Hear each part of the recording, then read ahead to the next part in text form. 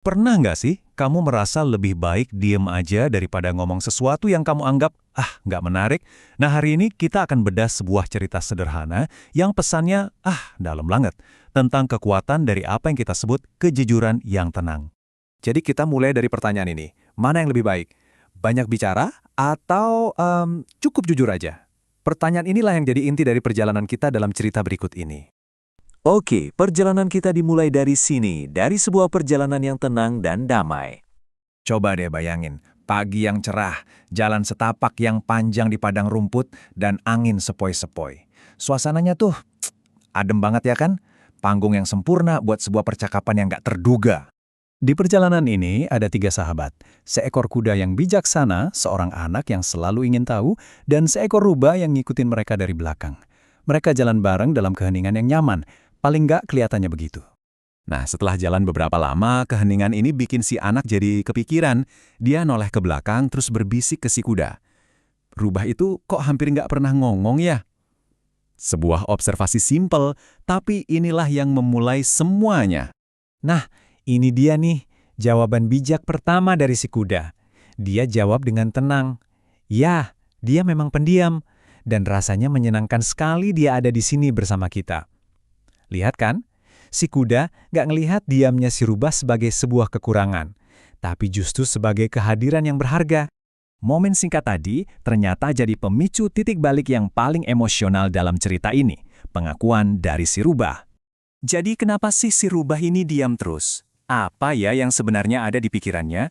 Ternyata di balik keheningannya itu, ada sebuah beban yang selama ini dia pikul sendirian. Dan inilah pengakuannya yang jujur banget. Si rubah akhirnya bersuara, "Jujur aja, aku sering merasa nggak punya hal yang cukup menarik untuk diomongin." Wah, ini kan perasaan yang mungkin akrab banget buat sebagian dari kita ya. Perasaan nggak cukup baik atau nggak cukup menarik. Pengakuan tulus dari si rubah ini justru membawa kita ke pesan utama dari keseluruhan cerita ini, bahwa kejujuran itu selalu menarik. Waktu dengar itu, si kuda langsung berhenti jalan. Dia nengok, natap si rubah dengan tatapan yang penuh pengertian. Momen hening ini penting banget.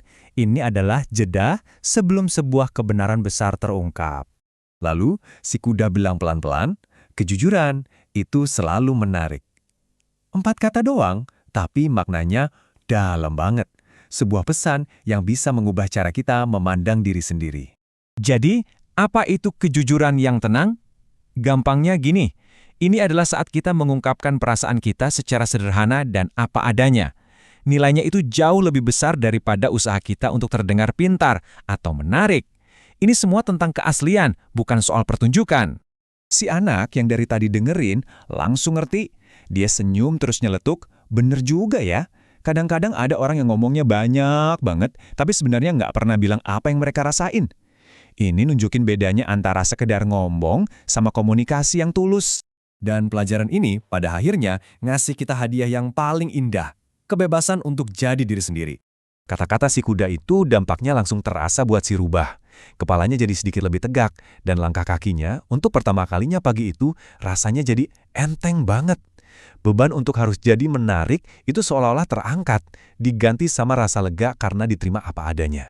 Jadi, pelajaran dari si rubah ini bisa kita rangkum jadi 3 langkah simpel. Pertama, akui perasaan gak mampu yang mungkin kita rasain, persis kayak si rubah. Kedua, beranikan diri untuk membagikan kebenaran kita, sesederhana apapun itu. Dan yang ketiga, sadari kalau kehadiran kita yang jujur, diri kita yang sejati, itu udah lebih dari cukup. Nah, sebagai penutup, coba deh kita renungin bareng-bareng, kejujuran yang tenang apa yang bisa kamu bagikan hari ini. Nggak perlu sesuatu yang besar atau heboh kok, cukup sesuatu yang benar-benar datang dari hati kamu, karena seperti yang baru aja kita pelajari, hal itu selalu menarik.